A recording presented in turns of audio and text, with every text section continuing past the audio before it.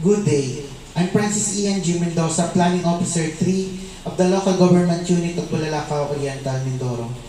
My research proposal entitled Development Planning Competence of Barangay Officials in Bulalakaw Oriental, Mindoro. The barangay is the basic political administrative unit in the Philippines, totaling to about 42,000 all over the archipelago. Republic Act Number 7160, other known as the Local Government Code 1991, provides empowerment of barangay. Based on 2013 survey of the Department of Interior and Local Government, less than 50% of Barangay Development Council are active and less than 70% of barangays prepare a comprehensive development plan. Barangay are the intermediary of the government and the citizens in the service delivery. The municipal government has consistently allocated resources intended for the development of each barangay, but little strides have been achieved toward bringing real progress in the people. Statement of the problem.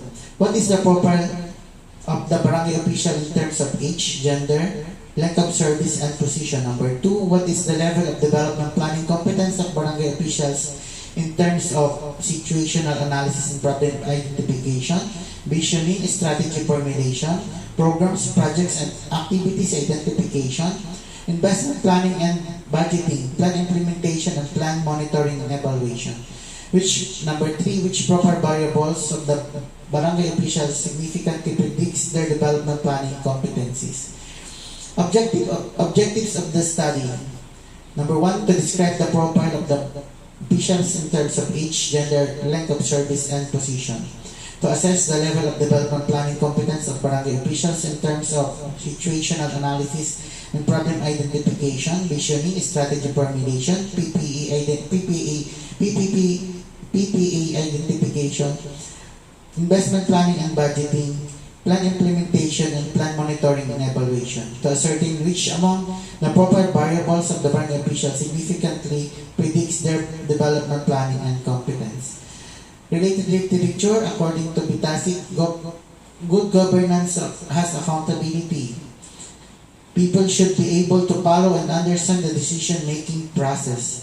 Good governance is responsive. Local government should always try to serve the needs of the entire community while balancing competing interests in timely, appropriate, and responsive manner. Conceptual framework.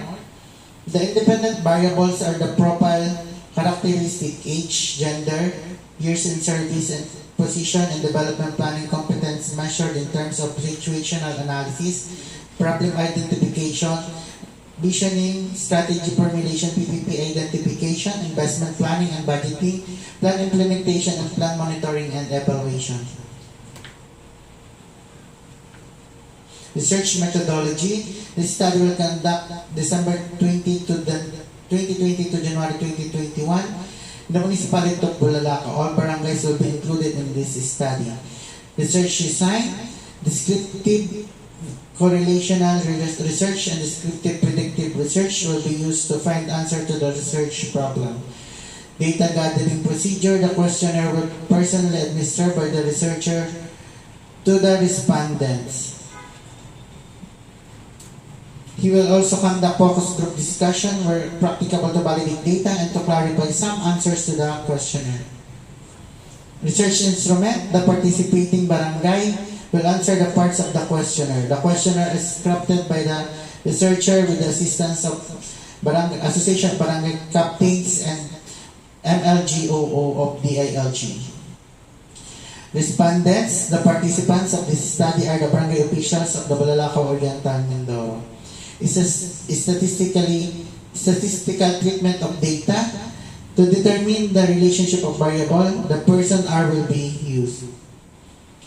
Expected output, number 1, frequent distribution of barangay official by profile variable, level of planning competence and respondents in terms of situational analysis and problem identification, visioning, strategy formulation, PPA identification, investment planning and budgeting, plan implementation, plan monitoring and evaluation, profile variable variables that predict the development planning competence of the barangay officials. Thank you and have a blessed new year.